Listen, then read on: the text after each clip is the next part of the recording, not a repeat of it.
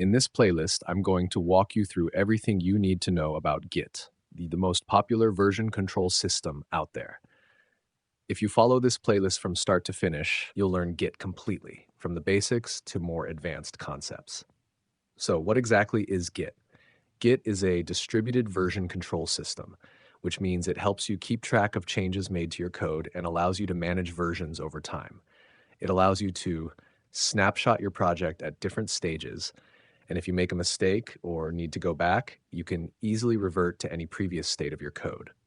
Git also helps you share your work through online platforms like GitHub or GitLab, allowing teams to collaborate efficiently, track issues, and manage pull requests. It's a fundamental tool for modern software development, and once you master it, you'll be able to manage your projects like a pro. Let's start by installing Git on Ubuntu.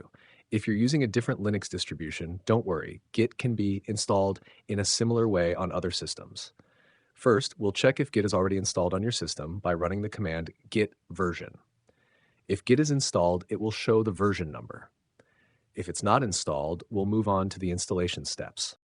Next, we need to update our system's package list to ensure we have the latest information about available software.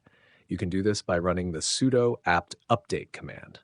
This step is important to make sure we're installing the most recent version of Git.